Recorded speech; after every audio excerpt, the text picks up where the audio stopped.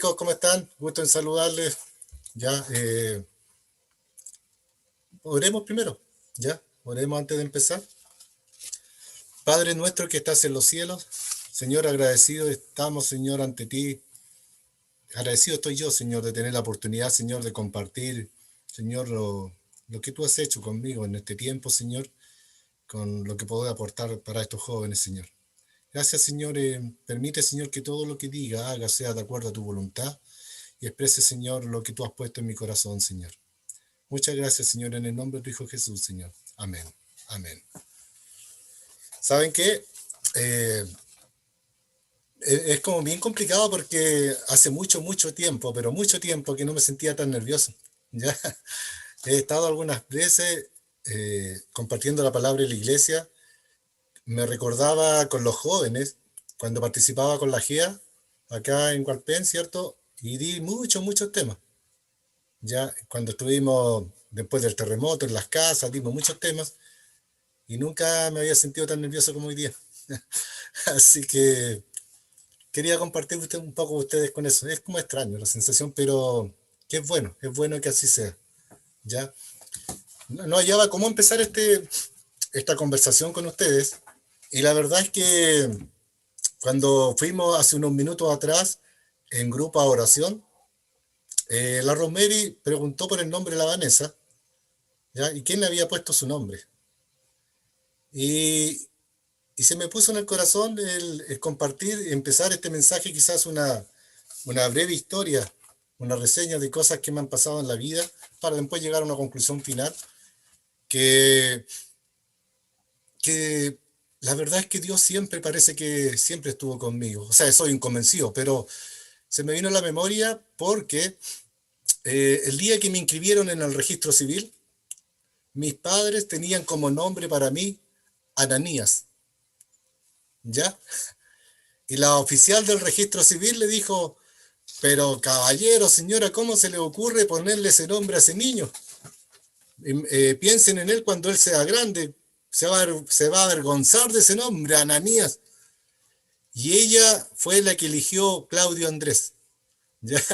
Así que me llamo Claudio Andrés en relación, o sea, porque la oficial del registro civil eh, me cambió el nombre. ¿Ya? Y creo que de ahí Dios empezó a trabajar a favor mío.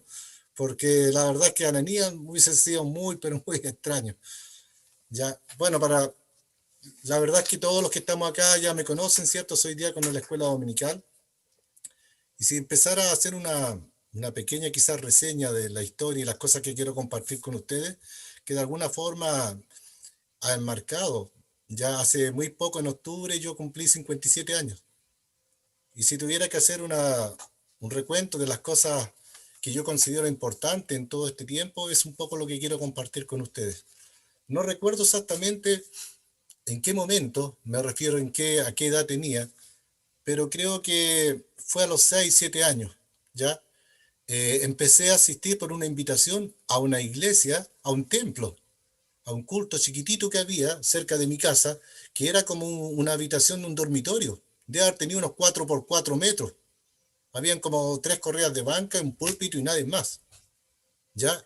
Y yo chiquitito me gustaba asistir ahí. El hermano encargado de la obra era un militar que era panadero en el regimiento. Muy amado, muy querido por mí. Era un hombre que se notaba que Dios era un siervo de Dios y la verdad es que siempre sonriente y me pasaba a buscar a la casa y al principio y me llevaba. Aunque les parezca increíble, después recordando, a esa edad, como éramos tan poquititos y había que irse rotando para hacer los cultos de los días martes, a esa edad yo ya hice varias veces, dirigí cultos de oración. Y oraba, me acuerdo que mis oraciones como niño, había un hermano que me encantaba cómo oraba y yo trataba de imitarle en la forma de orar. ¿Ya? Siempre me acuerdo de eso.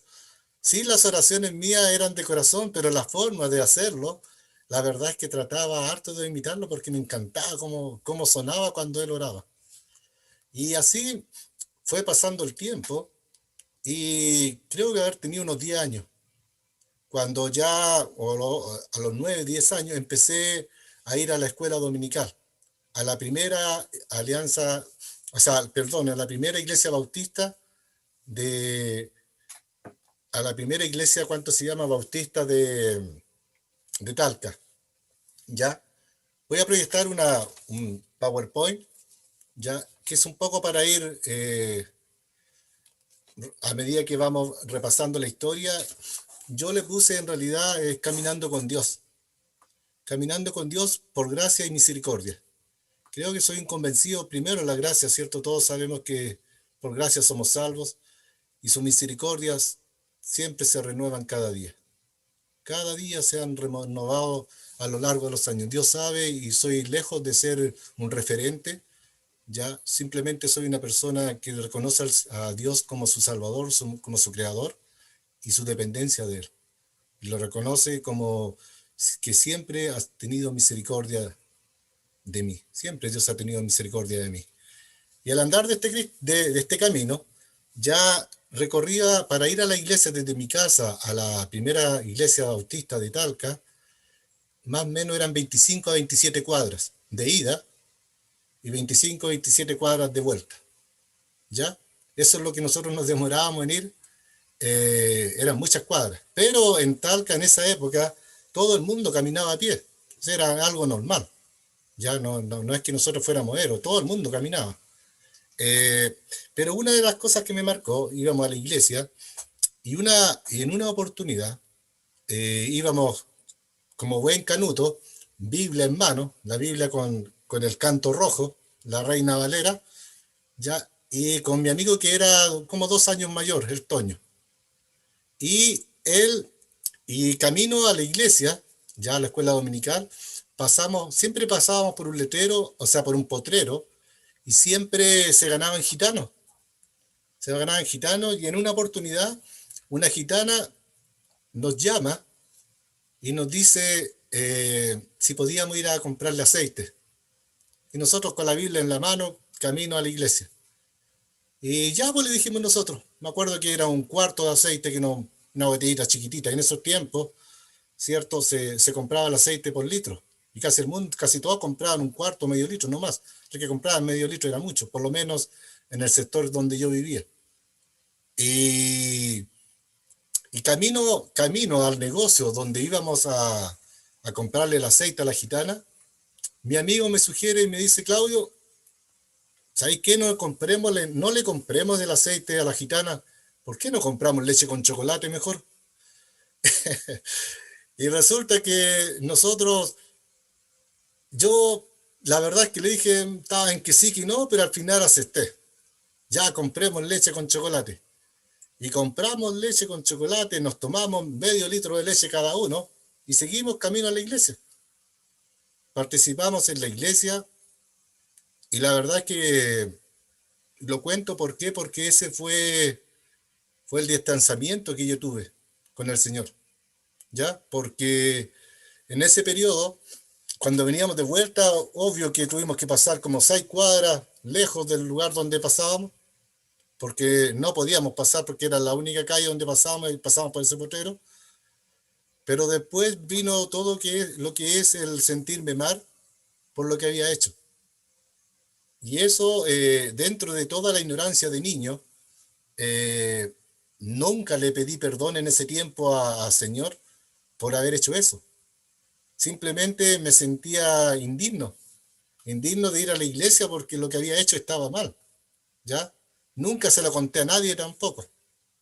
Y ese fue un secreto. Y ahí empezó, digamos, el distanciamiento que yo tuve del Señor. Y pasó un buen tiempo, ya, yo dejé de ir a la iglesia. Después, yo vengo de una familia muy humilde, ya. Recuerdo que mi padre era parador de calzado en la casa, mi padre trabajaba en una fundición, mi padre se enfermó y nosotros íbamos, mi mamá, la empresa donde ella trabajaba y hacía la parte de arriba del zapato, que se llama la parte de cuero, las piezas, los cortes que le llaman, se terminó.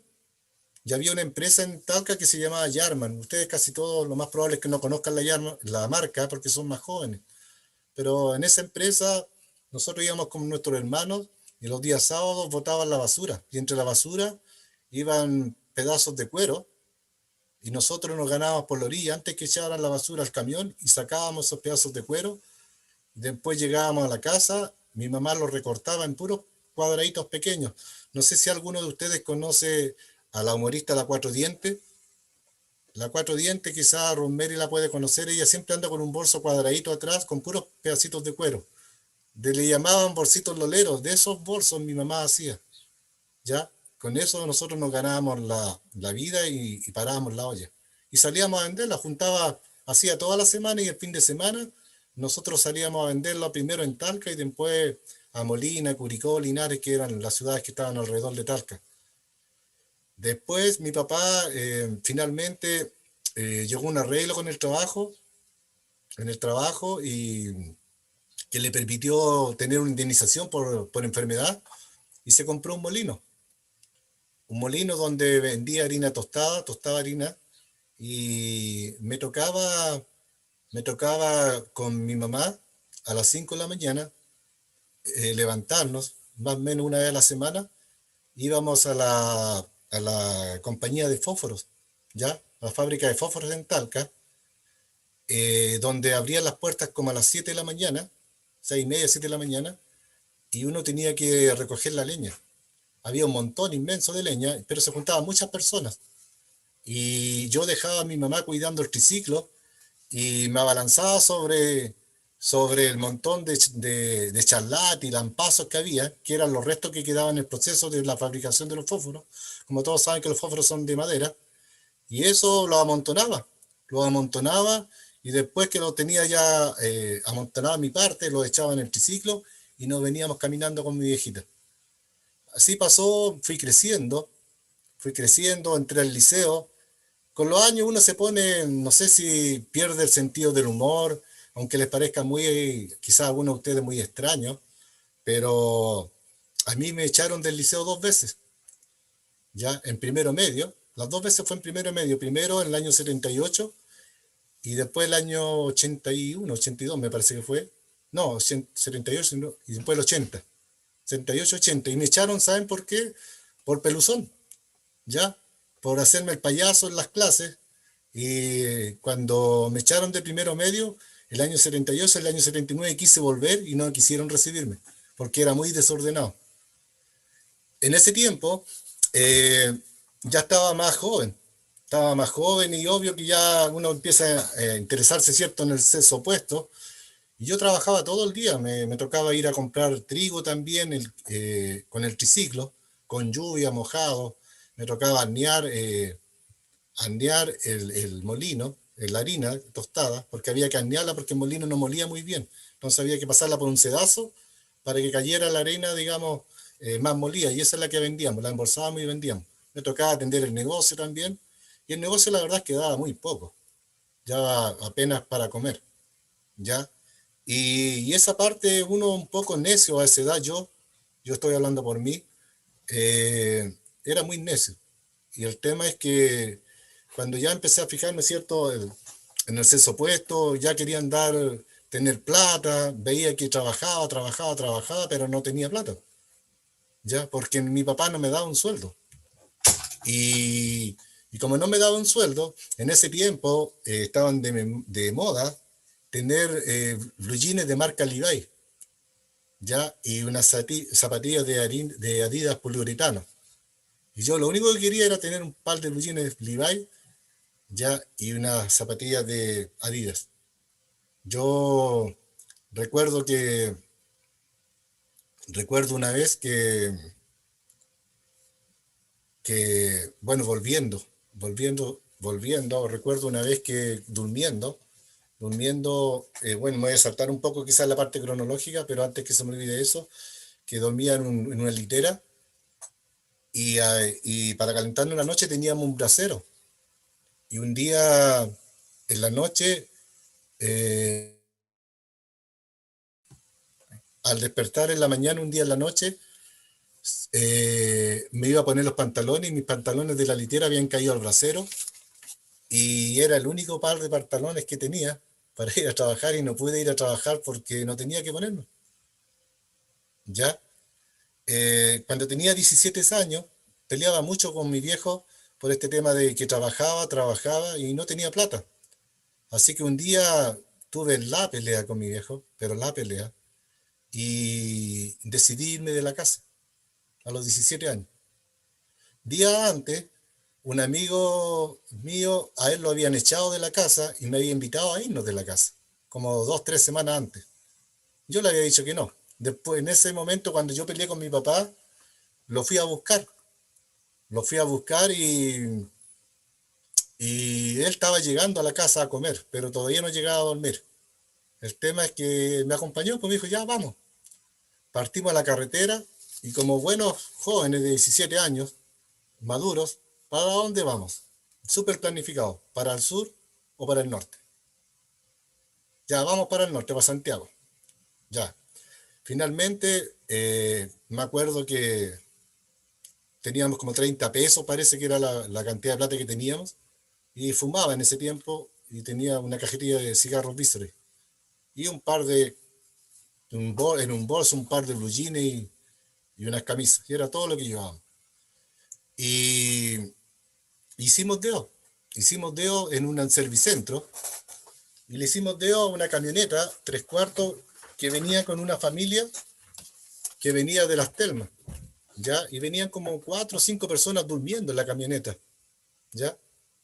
Y venía una persona despierta. Y camino ya a Santiago, se nos hizo de noche, esto fue en verano, se nos hizo de noche, con los años, ya cuando mi padre había fallecido, un día mi madre me cuenta que mi padre era conocedor, no iba a la iglesia, pero sí era conocedor. Eh, Me cuenta mi madre que ese día que yo me fui de la casa, mi padre fue a la iglesia y le pidió a los hermanos que oraran por mí, ya con lágrimas en su ojo, y me llega a emocionar contarlo, pero con lágrimas en sus ojos pidió por su hijo porque se le había ido un hijo de la casa. Y creo que ese clamor de mi padre para mí fue crucial y me lleva a emocionar al pensarle eso. ¿Por qué? Porque si nosotros analizamos, chicos, el momento en que me encontraba, en que estaba me había subido una camioneta camino a Santiago, era totalmente incierto lo que iba a pasar allá. No tenía dónde ir, no tenía dónde llegar, nada. Nada planificado. Pero Dios, como tiene el control de todas las cosas y por eso le puse caminando con Dios, que Dios siempre ha estado con uno, esa misma persona, la única persona que iba despierta, era contratista, ¿ya? Y trabajaba en techumbres, en Santiago, en los bancos, para allá para Vitacura, lo curro, el barrio Harto, ¿ya? Le ponía los techos a las casas, a las casas lindas que se hacían por allá. Y llegué a Santiago a las 12 de la noche con mi amigo con trabajo. La misma persona, la misma persona que iba arriba nos dio trabajo. Imagínense. Siempre pienso de que ese hecho de si mi papá no hubiese ido a la iglesia, no hubiese clamado por su hijo, si Dios no se hubiese movido a misericordia en favor mío, quizás hubiese terminado en una calle botado por ahí en Santiago. Pero Dios quiso, en su infinita misericordia, que ese hombre nos diera trabajo.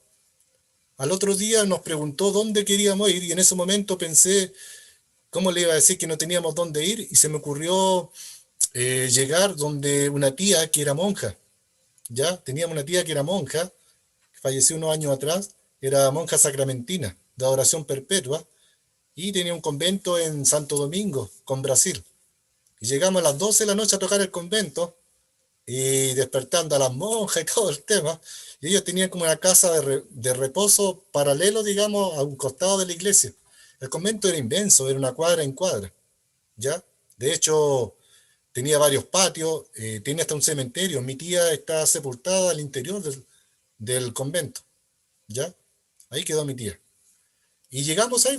Llegamos ahí y con trabajo al otro día nos dieron las indicaciones y feliz, pues, feliz con el trabajo, todo el tema. Y como uno tenía cierto criterio, cuando llegó el día viernes nos pagaban semanal y cuando llegó el día viernes yo le dije a mi compañero que no podíamos seguir en el convento, teníamos que buscar un arriendo. No alcanzaba para pagar un arriendo lo que no habían pagado, así que salimos a buscar casas de hospedaje y todo. Y la verdad es que no encontramos y nos recomendaron.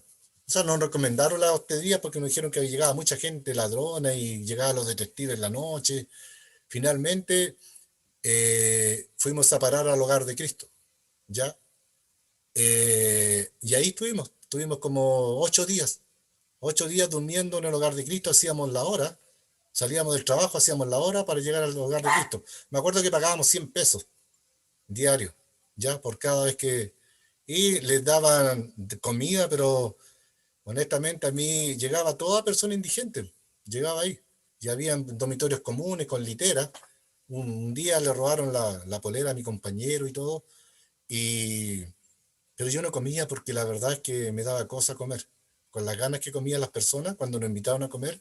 Así que siempre comprábamos sándwich, leche, cualquier cosa. Y todo eso fue hasta que un día, llegamos atrasados al trabajo y nos preguntó, ¿cierto? Don Rómulo, que era la persona que nos había contratado, por qué llegábamos atrasados y le contábamos que estábamos durmiendo en el Hogar de Cristo y desde ahí llegar a lo curro arriba teníamos que tomar más micros de lo normal, no me acuerdo si eran 6 micros, ya 3 para allá, bueno, 3 micros para llegar. El tema es que era más alejado, entonces él nos consiguió un lugar porque él era de Valdivia y nos consiguió un lugar donde él había llegado a vivir a Santiago, una pieza. Y ahí estuvimos, pasaron los meses y estuve con mi compañero y todo iba perfecto con el trabajo, con todo, hasta cuando él se le ocurrió que quería juntar plata y que no tenía nada de malo, pero quería que yo pagara el arriendo 100%, ¿ya? Y él juntar plata. Entonces, obvio que yo no, ¿cómo le iba a decir eso? Si no era tonto aceptar algo así, ¿cierto? Así que le dije que no y empecé a dormir en la construcción. En la misma construcción, dormía ahí. Ponía, ponía una plumaví y con eso a la orilla de una fogata dormía. Y en la mañana tomaba desayuno con los viejos, me convidaban café, pan, a veces era triste cuando te convidaban comida y tú veías en los viejos el deseo de que convidarte como el último poco de comida para que tú les lavaras la olla. Hasta eso me tocó vivir. Y era un poco, la verdad es que no era muy grato. Y pasado ese tiempo, eh, estuve como un año fuera de la casa y después volví. Volví a la casa y ahí entré a Yarman. Entré primero a una fábrica de carteras, aprendí a parar, que era el oficio, todo esto era el oficio que tenía mi mamá y era lo único que sabíamos hacer, ¿ya? Pensar en ir a la universidad y eso ni nada, no, no había, ni siquiera pasaba por la mente, porque no habían oportunidades en esa época, para nosotros por lo menos. Entonces, retomé los estudios a todo esto cuando yo dejé y me echaron del liceo y decidí no estudiar. Mi madre creo que fue una de las pocas veces que la vi llorar. El día que yo le dije que ya no iba a seguir estudiando. Y ahí pasó todo lo demás, como les decía, que me fui de la casa, después volví y decidí empezar a estudiar. Terminé cuarto medio de noche y trabajaba en Yarman de día. Y eso fue bastante bien y ahí se fueron dando algunas cosas laborales que de alguna forma permitieron que yo no estuviera a gusto en el trabajo, ya por la repartición del trabajo se trabajaba a trato. Entonces un día un jefe que lo habían despedido se había venido a trabajar aquí a Conce, y esto es el año 88. Y me llamó un día y me invitó a que viniésemos a trabajar acá a Conce, ya, junto con otros compañeros, y que él estaba a cargo de una sección de la fábrica y que nos iban a pagar más plata, que era lo que queríamos nosotros. Así que ahí en noviembre del año 88 emprendimos para acá. Emprendimos para acá y empecé a trabajar como aparador de calzado, aquí en Calzados Capriz. En esa época llegamos a una pensión y la verdad es que esta parte no me siento para nada orgulloso, pero es parte de la vida y creo que primera vez que la voy a compartir públicamente, que bueno, yo conocí a una niña ahí en la pensión, ya, y en eso, paralelamente a eso, nos colocamos a pololear, eh, empecé a estudiar programación de computadores y postulé a casa. Siempre estuvo en mi corazón el Señor.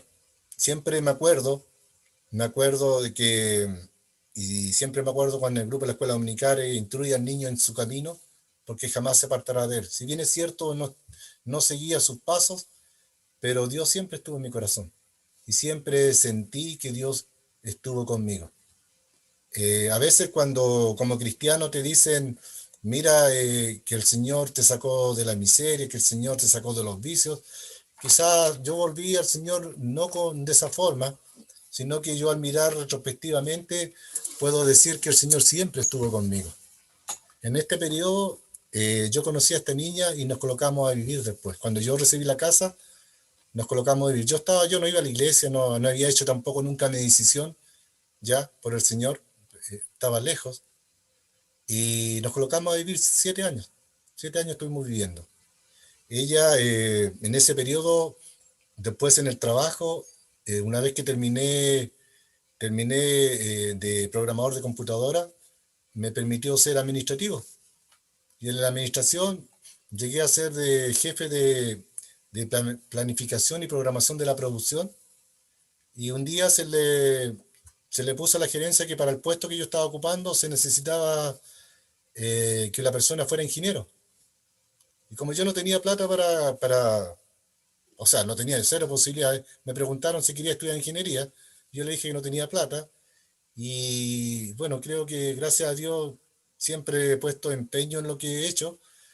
Y ellos me ofrecieron pagarme la carrera de ingeniería, ya para que yo siguiera en el puesto.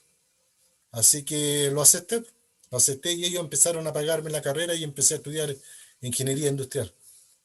En ese entretanto, yo seguía viviendo con Anita y Anita le dio la enfermedad poliquística del adulto, que es una enfermedad que la persona se llena de quistes de agua en el estómago. Y son muchos quistes de agua y esos quistes están ramificados, pero están unidos internamente. No se pueden operar porque están unidos unos con otros. Y esos quistes de agua empiezan a crecer y en la medida que van creciendo, empiezan a obstruir el funcionamiento de los demás órganos del cuerpo, ¿ya? El hígado, el riñón, y los empiezan como a aplastar, ¿cierto? A ganar espacio, por lo tanto no funcionan bien. Un día, que ya no recuerdo la fecha exactamente, sé que fue en octubre, llegando de INACAP, ya, ese día salí más temprano y cuando llego a la casa en Coronel, la encuentro que está muerta, ya. Está en los pies de la cama, tirada hacia atrás y se encuentra fallecida. Así que ahí pedí ayuda a los vecinos, que tenía un vecino que era carabinero y él hizo todos los, los trámites y me ayudó con carabineros que vinieron a ver y se consiguió, se consiguió que cuánto se llama que una pompa fúnebre y llevarla a Valdivia porque era de Valdivia. Posterior a eso, posterior a eso pasó como un año y medio y en ese año y medio Cecilia Reyes, que ustedes conocen, trabajaba ya en la empresa donde trabajaba yo, que es Capriz, y el Señor, yo creo que ahí el Señor la puso en mi camino, porque fue entonces como un año y medio después de haber fallecido Anita, en que de repente nos empezamos a mirar, ¿ya? Nos empezaban a mirar y nos empezaron a brillar los ojitos a los dos. Ella trabajaba afuera en la parte de producción y yo la miraba y ella me miraba. Y así empezamos y, y nos enamoramos. Empezamos a pololear, salimos, nos enamoramos, nos casamos, tuvimos dos hijos, ya, que ustedes ya los conocen, Lucas y Vanessa.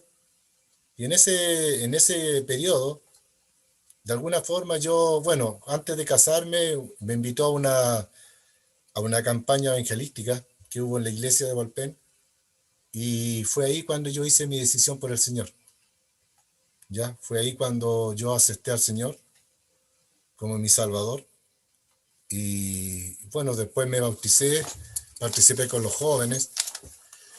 Y, y en ese periodo, pasado un tiempo, eh, la verdad, mis queridos jóvenes, es que yo también en algún momento le fallé al Señor en ese periodo y de alguna forma desestimé lo que el Señor había hecho en la cruz por mí, ¿ya? El precio que Él había pagado por mí, por mi salvación. ¿Y qué hizo eso? Que yo me alejara del Señor, que no estuviera bien. Yo en ese periodo perdí mi trabajo, estuve un año, 3 meses sin trabajar. A pesar de todo eso, el Señor siempre tuvo misericordia de mí, porque nunca nos faltó que comer. Después de un año, 3 meses, soñaba, mis queridos jóvenes, soñaba en las noches que iba a buscar trabajo y las puertas de los portones cerrados y los perros me ladraban. Fui no sé cuántas entrevistas, repartí no sé cuántos currículos, siempre quedaba en la terna. Por mis compañeros antiguos, yo trabajé 16 años en la fábrica de calzado y por mis compañeros antiguos supe que cada vez que llamaban pidiendo referencias de mí, daban pésimas referencias de mí, considerando que, imagínense que ellos mismos hasta me habían pagado la carrera. Finalmente entré a trabajar, después de un año, 3 meses, entré a trabajar como ayudante de un eléctrico, ya, ganando el mínimo, 160.000 pesos, después de haber sido, jefe de planificación de la producción, ingeniero, terminar trabajando como ayudante de un eléctrico y no estoy desmereciendo al eléctrico. Lo que trato diciendo de que cómo Dios me humilló. Me humilló o yo tuve que humillarme ante Dios más que nada. No tanto que Dios me humilló, sino yo tuve que humillarme. ¿Ya? ¿Para que en mi orgullo, digamos, para, para poder trabajar, para llevar el pan para mi familia?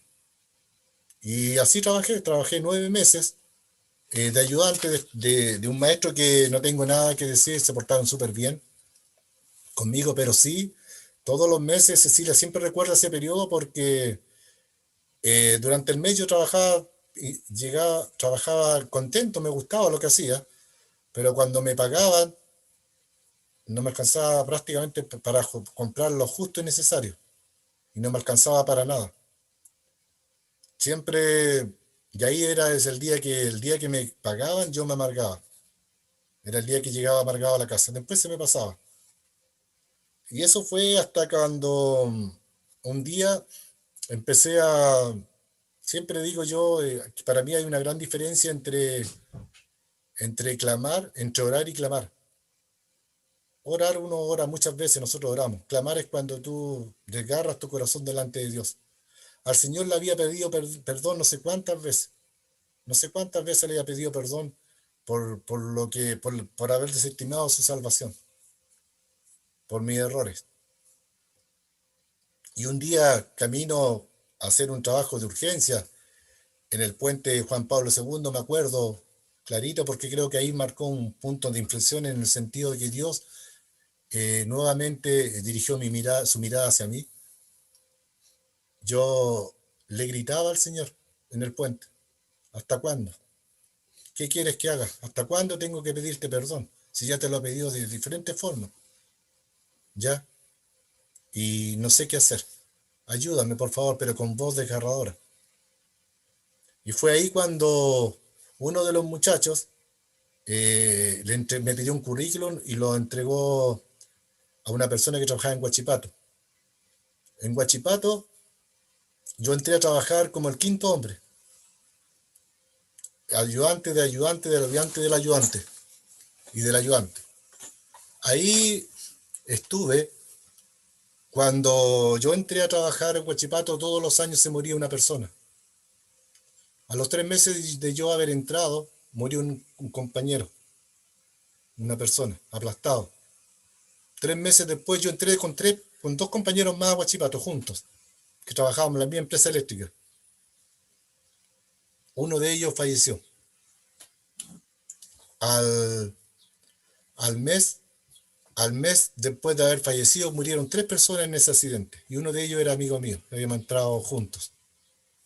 Al mes, yo también tuve un accidente. Me caí de 2,40 metros. Me caí de 2,40 metros y me caí con la rodilla, la espalda y la cabeza. La rodilla, con el golpe, perdí un tercio del tendón rotuliano. Se me fracturaron cuatro vértebras y tres vértebras y dos cervicales. Cuando me preguntan qué pasaba conmigo en ese momento, en qué pensaba, era tanto el dolor de la espalda que no me permitía cuánto se llama pensar. No pensaba. Solamente lo único que quería y le decía que por favor me pusieran algo para el dolor. Cuando, cuando yo llegué al IST, me pidieron que moviera el cuello y no lo podía mover. El casco, gracias a Dios, en ese tiempo no había medidas de seguridad, no me puse el barbiquejo, que es como la cintita que va aquí en la pera, ¿cierto? Para que no se caiga el casco. No lo estaba usando. Y por misericordia de Dios, no se me cayó el casco. Azoté la cabeza también contra el pavimento y el tafilete me raspilló completo, me pusieron, no me acuerdo si como 13 puntos. Me molió todo el cuero cabelludo y estaba lleno de sangre. Cuando, cuando Cecilia llegó esa noche, estábamos de noche, nosotros nos íbamos a ir a Talca, Lucas y como los ven ahí, Vanessa estaba chiquitito, Lucas igual, tenían las maletas, tenían las maletas dentro del auto porque no íbamos a ir de vacaciones a Talca.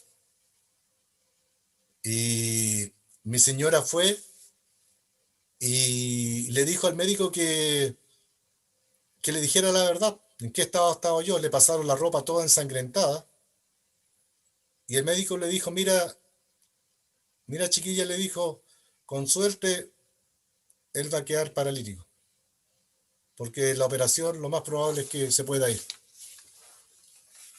Y la Cecilia le dijo, bueno, eso es lo que dice usted, le dijo, pero yo creo en un Dios todopoderoso que todo lo puede ver. Y el médico le dijo, bien hace chiquilla, aférrate a tu Dios, porque es lo que tienes que hacer. Estuve en esa posición que ustedes ven en esa foto 46 días. Afortunadamente, o gracias a Dios, más bien dicho, cuando tuve el accidente tenía un compañero de trabajo que era bombero. Cuando fueron los rescatistas a moverme del lugar donde yo había caído, ellos no habían llevado un cuello para inmovilizarme. Y él los mandó a buscar un cuello. Y gracias a esa decisión y lo tajante que fue mi compañero en pedir, y le exigió que vinieran un cuello, que no me movieran sin el cuello, es porque mis dos cervicales se trizaron, pero no se desplazaron. Entonces los médicos, una vez que hicieron todos los escáneres, la radiografía, lo que hicieron es tenerme inmóvil para que soldaran ahí mismo. Lo mismo con las vértebras. Como a los 3 días me movían en bloque. Como 3 días después que yo estaba ya ahí hospitalizado, en una de esas movidas que me movían hacia el lado, me empezó a doler una costilla. Y le dije a la enfermera que al parecer tenía una costilla rota, porque cada vez que me movía me dolía mucho. Y ella me dijo, pero ¿cómo? Nosotros no la vimos. Claro, ellos se centraron en la columna y en las cervicales. Volvió como a la hora y media, 2 horas después, y me dijo, efectivamente, don Claudio, usted tiene una costilla también rota, que no habíamos notado, pero no se preocupe porque esa, como está todo con músculo en el tórax, esas sueldan ahí mismo. Así que solo se va a soldar ahí. Y ahí estuve con licencias, estuve como 3 4 meses, como 5 meses hospitalizado. Después estuve, eh, después me dieron de alta como, no me acuerdo si fueron 4 o 5 meses después. Ese día fue muy especial esa foto, porque ese día eh, yo me pude parar, ¿ya? Me pude parar después de varios meses y fue la sorpresa que yo le tenía a mi familia. Cecilia, Vanessa, Lucas no dejaron un día de no irme a visitar. Y, y ahí estoy. Ellos pensaban que yo iba a quedar inválido, pero el Señor tiene la última palabra, ¿ya? Y aquí estamos. Posterior a eso, estuve 7 años, llegué a ser como el segundo en la máquina de colado, después de haber estudiado, o sea, haber estado como ayudante. Y voy a hacer un poco de énfasis en eso, ¿por qué? Porque quiero de ahí tocar otro punto, en que después de eso me permitió, ya que me reconocieran como ingeniero y trabajar en ingeniería de procesos, y después de eso me recomendaron a una empresa, y en la cual la empresa estaba mejor económicamente, y de todas las veces que yo había pedido trabajo, la única vez que quise optar a un puesto fue de administrador de contrato, y mandé mi currículum internamente a la misma empresa. Y hice, de alguna forma, vi que no pasaba nada y que ya no tenía respuesta. Y un día empecé a razonar y le dije al Señor y le pedí perdón al Señor, porque le dije, Señor, si yo echo para atrás mi memoria, tú siempre has estado conmigo. Los trabajos que yo tuve, siempre tú me los diste. Yo no tuve que buscar nada. Las oportunidades que me diste de estudio, de todo, tú los fuiste dando. Y esta vez yo quise hacerlo por mis propios medios, ya, mover yo, digamos, los hilos para yo tener ese puesto. Así que le dije que me perdonara, porque la verdad es que tenía que confiar en él. Él siempre me había ayudado, me había sostenido, ya, y hasta donde había llegado en ese momento era porque él lo había querido así. El pasado como una semana y a mí me llamaron y me dieron el puesto al cual yo había postulado, el administrador de contrato. En ese periodo, en ese periodo se terminaron los 4 años y medio. En enero terminó esa empresa, el contrato dentro de Huachipato, y de todas las personas que trabajábamos ahí, 250 y tantas personas, yo era el único, fue el primero, que 2 meses antes que dejar de trabajar con esa empresa, yo ya tenía trabajo en la otra empresa, en la que estoy ahora. Y eso es por misericordia y gracia de Dios. Y chicos, yo todo lo que quiero, quizás es un poco resumiendo las cosas que me han pasado en mi vida, ¿ya? Pero lejos estoy de querer ser como de ejemplo, ¿ya? Sino simplemente mostrar cómo Dios de alguna forma tiene un plan para mí y también tiene un plan para ti. Dios, la palabra del Señor dice que Dios nos tenía en su mente antes de habernos hecho. Dice, incluso antes de haber hecho el mundo, Dios nos amó y nos eligió en Cristo para que seamos santos e intachables a sus ojos. Efesios 1:4. Dios nos tenía en su mente antes que fuésemos formados. En un salmo por ahí, cierto, que es muy conocido, que dices, en el vientre de mi madre tú me tejiste. ¿Ya? Dios tiene un plan para ti. joven que me estás escuchando ahora, Dios tiene un plan y tú estás dentro del plan de Dios. Dios te escogió al igual que a mí. El que estemos conversando esta vez no es por casualidad, nada es por casualidad. Las casualidades no existen. Dios es el que crea todas las circunstancias para que, eh, para que le conozcan y vuelvan a él. Nosotros fuimos escogidos y tenemos que creer en eso, chicos. Nosotros fuimos escogidos. Dios nos escogió. Y en Juan 3:37 dice, todos los que mi Padre ha elegido para mí, para que sean mis seguidores, vendrán a buscarme. Y cuando vengan, yo no los rechazaré. Jesús sabe que nosotros somos sus elegidos. ¿Y sabes en qué momento Dios va a hacer que tú te vuelvas a Él? Y te está esperando. Los está esperando. Porque Él tiene propósito, porque Él los eligió. Dios, si alguna cosa he aprendido y quisiera compartir con ustedes también, es la dependencia de Dios. Cuando, cuando Dios sacó a su pueblo Israel en Egipto, si el pueblo tuvo hambre, Dios les dio maná del cielo. En esos 16 relata un poco la historia, ¿cierto?, de cómo Dios le enviaba el maná, ¿cierto? Pero le dio una instrucción. Le dio una instrucción que decía que solamente tenían que recolectar un efo, me parece que era, ya que eran como alrededor de 2 litros, para el día, por cada persona. Nada más. Y cuando ellos recolectaban más de esa cantidad, lo que les sobraba, después de haber comido y saciado, ¿cierto?, su apetito, se les podría. Y se encontraban en la mañana que tenían gusanos. El único día que les permitía a Dios que tuvieran doble porción era el día viernes, porque el día sábado, porque tenían que dejar todo listo, todos los alimentos listos para el día sábado. Entonces les permitía que recogieran para 2 días. Lo que tenemos que hacer, chicos, siempre, siempre, aprender a depender de Dios. Si hay algo que yo tengo que transmitirle a ustedes es saber que ustedes, cada uno de ustedes, al igual que nosotros, fuimos escogidos por Dios. Fuimos escogidos por Dios. Dios nos tuvo en su memoria y en su pensamiento antes de la fundación del mundo, dice su palabra. Pero quiere que dependamos de Él. Él quiere que dependamos de Él.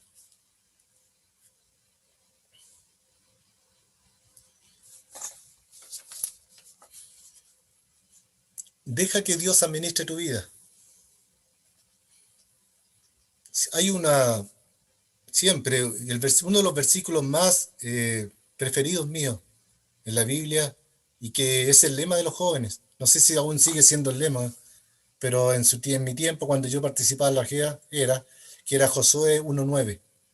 Mira que te mando que te esfuerces y seas valiente, no temas ni desmayes, porque Jehová tu Dios estará contigo donde quiera que tú vayas.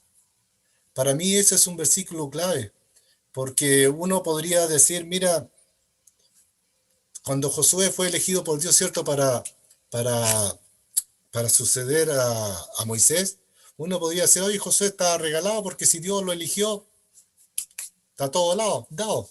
Pero no, Dios, ¿cierto?, dejó escrito para enseñanza nuestra, que Dios fue claro con él.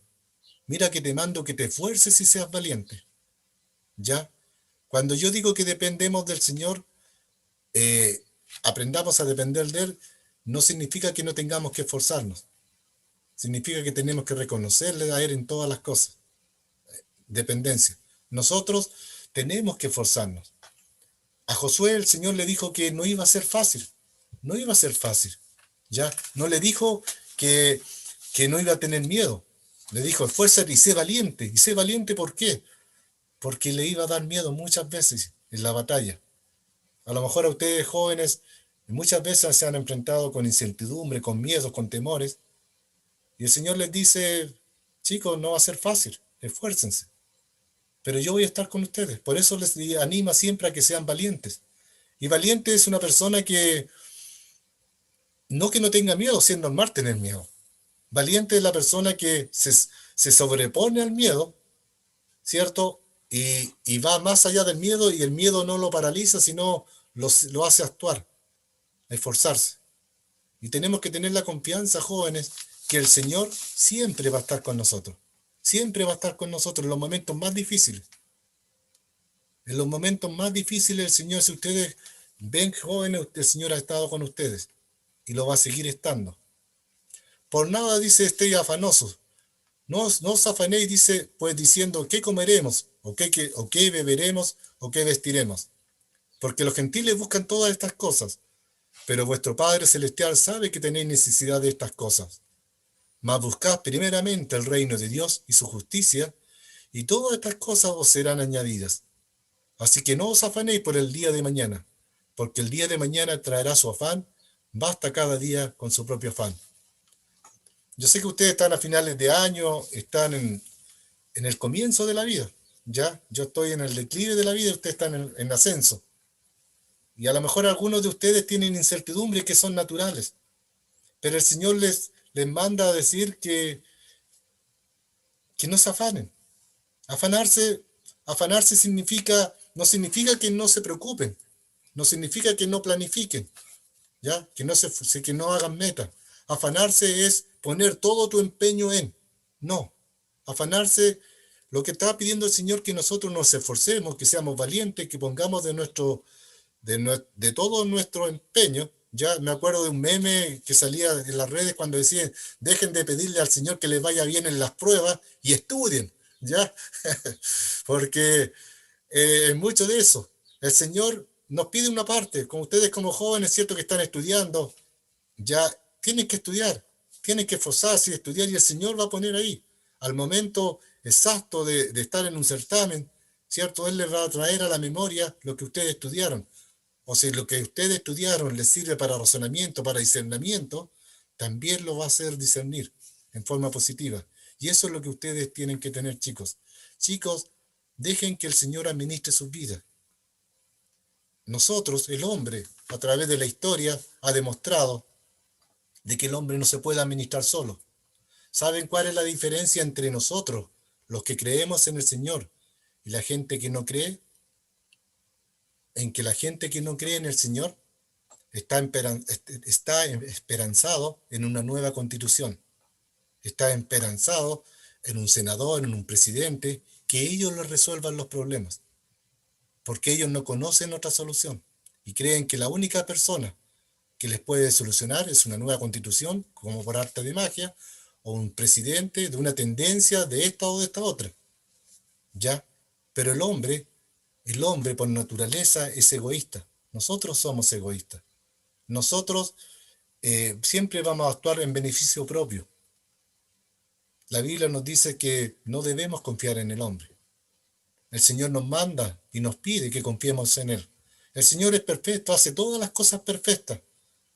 Y Él dice que tiene pensamientos de bien para nosotros. Sus planes son buenos para nosotros.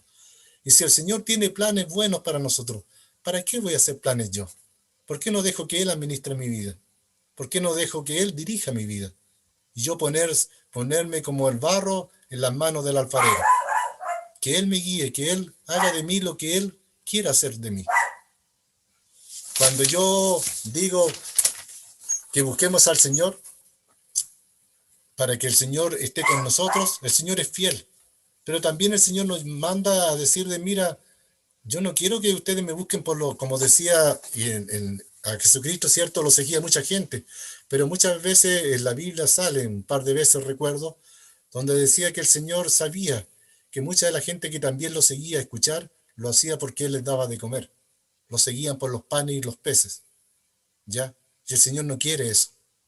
Quiere que nosotros, cuando dice, mas buscad primeramente el reino de Dios y su justicia, y todas estas cosas os serán añadidas, lo que Él quiere es que nosotros le seamos fieles y Él se va a encargar del resto. Nosotros trabajemos para Él. Y en cada una de las etapas el Señor nos va a ir ayudando. Solas se nos van a abrir las puertas. Solos, no nos vamos a dar ni cuenta. Y solos van a poder salir y se van a ir pudiendo cumplir los sueños y mucho más de lo que ustedes quieran. Porque el Señor es muy bueno. El Señor es Yo a veces les converso a mis hijos y les digo, ellos conocen mi realidad.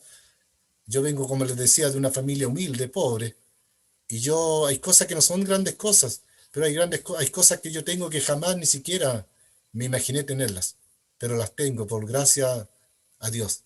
Y no hay día que no le dé gracias a Dios por esas bendiciones, porque el Señor fue bueno conmigo.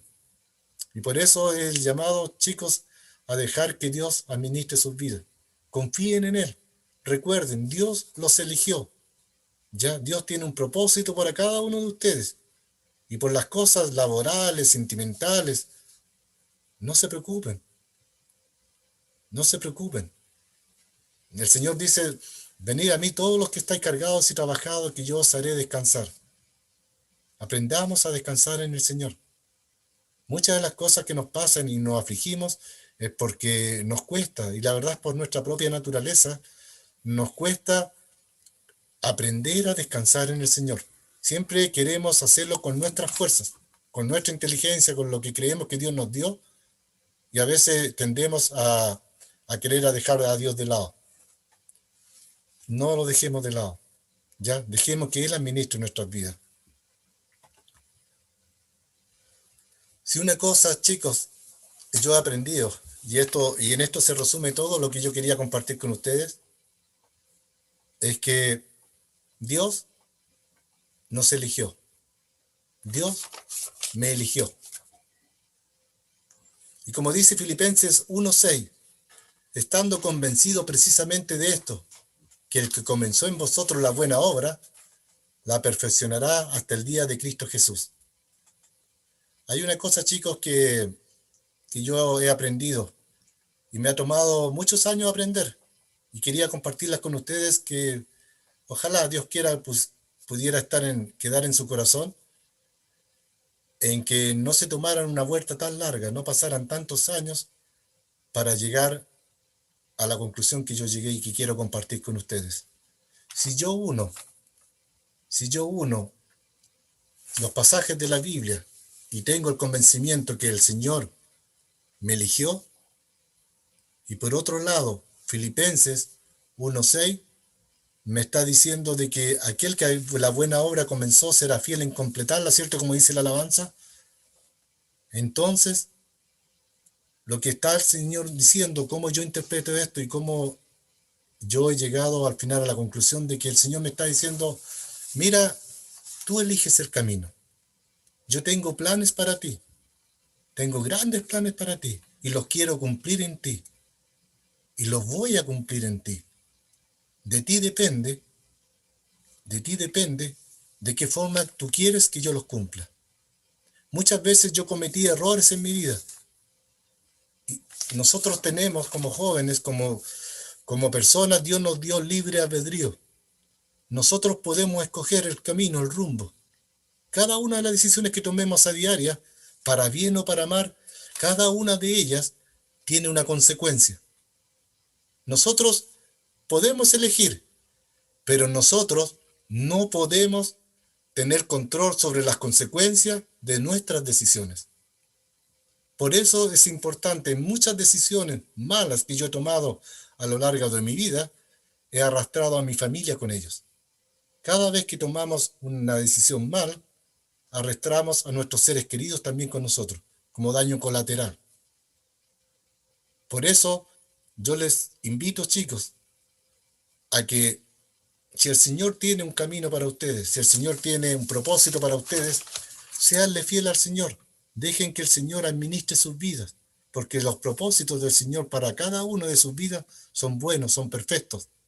Y no tengan que pasar por dolor para llegar al mismo punto donde debían haber hecho.